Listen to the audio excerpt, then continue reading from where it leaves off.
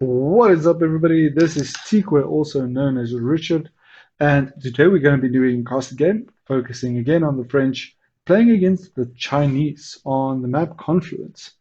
If we hop into the replay here, it was quite an interesting map. I guess the more you play, the more creative you can get with different strategies and what you feel comfortable doing and how to kind of catch your enemy off guard. Um, but yeah, I really enjoyed this game. I think it was a really nice demonstration of why the French can be really strong in the early game.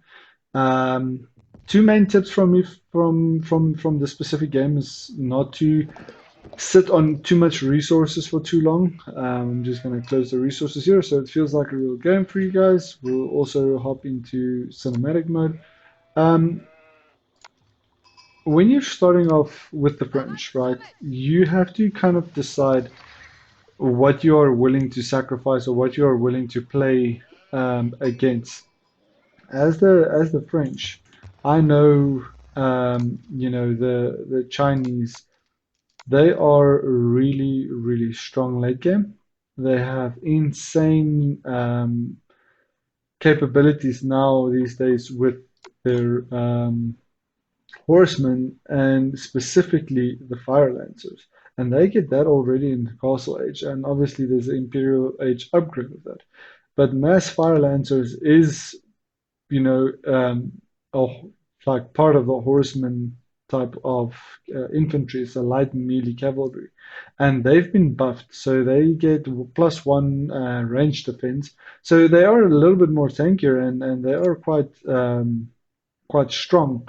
And you have to be careful for this, right? So I didn't want to play against that. I didn't want to go against, very heavy. They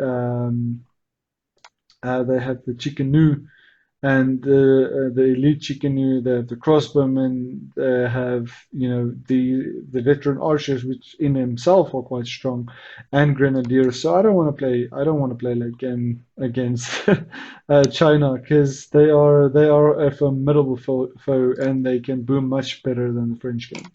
So as the French, very early choose what you decide you want to do. Is it, night rush? Is it knight and archers into a ram rush? Do you want to wall off, play defensively, go for a castle age with, a mass horseman? If it's like the English, would that work?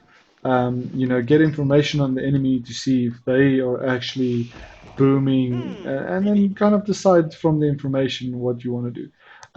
I do enjoy the double scout start. Firstly, because you get this early just sheep control on your own side without losing the opportunity to get out onto the map and scout out for more sheep and just get a bit of advantage. One thing I want to show you guys specifically on this map, the map is called Confluence. When you're when you're transitioning into food, you want to spend as little resources and time into the transition. So I know from the start, if I'm gonna challenge the Chinese, which is known for the Song Dynasty or for a double TC, very strong mid to late game. I want to get into his base as quick as possible, right? With a strong enough army that I can actually either starve him from his resources or um, give him like the one shot all in and win the fight, right? So I have my standard 3 on gold, and we have 9 eventually on food. And then 10, 11, as soon as the 11th villager come out, you take the first 4, you put them on the landmark, you take 2, put them on the wood, so your food never stops, your landmark goes up, your wood starts trickling in, you can get the second house out. Just remember, as the French as well, your economy buildings, your mill, lumber mill, and your mining camp is 25 wood. As for the any other faction, the same unit buildings are 50 wood. So they have to invest a little bit more on the wood. So you do have the opportunity to, not to go too heavy on wood. But personally, I found if you support your Royal Knights, with strong amount of archers. I don't want to say strong type because you can get arbaletiers or crossbowmen, but um, if you do have those archers, they are able to produce siege rams. So you can essentially win most of your games in the feudal age. It's very difficult once you get into the castle age or the imperial age. If you didn't apply any early pressure, you tend to fall behind quite a bit. So we have the landmark going up. He has no landmark starting as yet.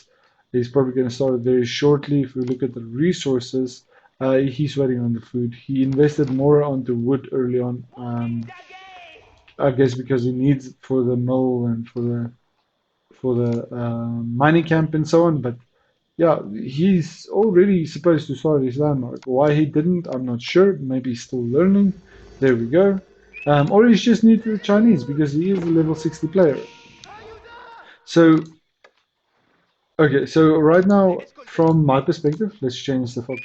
We see he does get that landmark starting, and that was the town center that shot at me, not the Imperial Academy. Otherwise, it would have shot at me again, so don't worry, it's not a bug. It did look like the Imperial Academy did shoot at me, but really strong landmark. Our second age landmark is already done because we got the micro right on our villagers. Still just 3 on gold. We're sitting with 8, trying to get 9 or so on food, and just scouting out, just being a bit annoying on the gold and on the resources. So he has to have that slight idle time. Um, okay, but what I wanted to chat about earlier is when you are transitioning as the French specifically. Here we sit on the sheep. Each sheep is 250 food. So if I have 8 sheep, that's 2,000 food, right? Let's say I did not have that, right? Now I have to go to a forward tier, which is far from my town center, which is very much raidable or very dangerous to do that. I have my scout outs, and they're just getting information from the enemy, just so I know what to expect. Is this training units? Is he not? He's even has this scout sitting here with a few sheep that he can send back, but he's on the berry, so he doesn't really care. Um, but on my side, I am starting to train military and so on. But when you want to transition it into food, let's say I didn't have the sheep. For the French to transition into, farms, it's really, really expensive because each farm is 75 wood, and to invest all of this into wood and then the wood back into farms just to create food, it's very difficult. On this specific map, Confluence, you have you have the little, crossways and the rivers flowing through you. But look at this, right? If you get a dock down here, those same villagers, just be careful that you don't destroy double or all 3 of them. Like put the dock down nicely so you don't lose, 2 or 3 of them. And those villagers can sit on one of these shoreline fish, and they will. That's worth 4 sheep. Just a little battle going there between the 2 scouts. Um, 6. I have. That's surprising. The scout has more health. That's a villager. I thought it was a scout. Sorry. But yeah, the scout has 4 health, 4 damage. Villager has 6, but they have much less health, so they can't really win that fight. But I'm trying just to, stop the walls. If he didn't have the scout here, I would probably have killed the villager, and these walls wouldn't have gone up. And he was expecting a night rush because you see we do have the knights out, but also more archers. And at this point, I'm losing this fight because he has the villager and the what do you call it, scout chasing me down, and he's trying to go for the killing blow on me here. So I run into the tree, gets another shot off. So I'm very close to dying here, and I just bring forward this little army. It was quite cheeky because I had units. I could, try and do something here. He didn't look at it, so I used the Royal Knight and the archers to pick him up there. So that's 4 extra sheep. Got a lucky little score there with my scout if we didn't die. and that's another 1,000 food. For the French, I don't want to run out of food. You can see there's a lot of carcasses down because I use single villagers on the carcasses, so you don't have to, have those moments where 3 or 6 villagers, try and slaughter a single carcass. That's just, in my opinion, a bit of a waste. I get the second archery range down, so I want to go aggressive in this game. But what I was saying, if for argument's sake you did not have the sheep or that advantage, you do a little wall from here to here or from here to here. Some people do a double, so you cross over like this and this, so your enemy boats can't get through, and a crossover like this to stop any military units from going through. They do it with stone or with wood, but I saw on his side he did wall off here. Just from my perspective, I didn't see the stone wall. That's all I know. I know the wood wall was up right now, right? And if I had to run out of sheep, let's say you put a dock down, you have those villagers on the shoreline fish right now. You'll be set for mid to late game if you didn't have the sheep. You have the deer as well as a second option if you know these crossings are safe, and that's a very good possibility. The last thing is with the market, just so you know, if I had to put a market down, um, sorry, that was just my phone ringing. I apologize, guys. So yeah, if I had to put a market down right now, I'd probably do it back here in the corner, so that it has the longest distance to travel to. You probably won't get too much resources from it. If you had map control, you can even go for as far as this corner here. So you have that. The further the distance is from the market, the more resources you bring back. And the French does get a bit of extra um, abilities when it comes to a market and trading. So we have quite a substantial enemy force up right now. You can see we're sitting on 5 Royal Knights and 11 archers, and I saw that he was walling up right here. We just try and stop him, and then I just kind of sacrificed the scout, trying to chase down a villager. A bit of micromanagement on my side that wasn't good enough. But I did delay the wall a bit there. I did delay the wall a bit there, and the goal was to take this forward and rush into his base. Right? It's easy to get through this wooden wall, but because I saw the stone wall, I kind of knew this was a stone wall. I didn't even check. You can see this army will stop right in this tall grass, which gives you, stealth. But look at this. There's the wall. You know, I did not can't see that because I have no scout here, but I knew the wall was there, right? So from my side, I'm like, okay, cool. If the enemy is walled off, I have all these units, I have more units training. I need to get into this base. I need to make sure that, we get some form of attack going. Otherwise, as the French, he's just going to outscale us. If you look at the resources, it's pretty balanced right now. He has the 660 stone over me as well. I did get some stone because I wanted to wall off myself, just as an extra line of protection. Also, another thing to take note of and why you're scouting, look at this map. I have a forward gold right here. I have one here at the back. You see the market I did put here down at the back. I didn't build any traders, but it was nice for me always to have a market so I can, get wood or food or gold if I need, especially with these early rushes. So I take the villager and I'm coming forward with my army. I decide not to even bother because I know, even if I didn't see it, I know there's a stone wall. So I bring the whole army back to this side. I'm trying to be as stealthy as possible about this, but the villager now is going to put down a dock, and then we're going to pull the transport ship.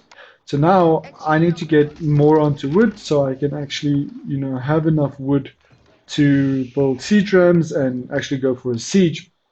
But this is one thing, and this is also why you need to practice different maps. As the French, I would not say this is an advantageous map for me.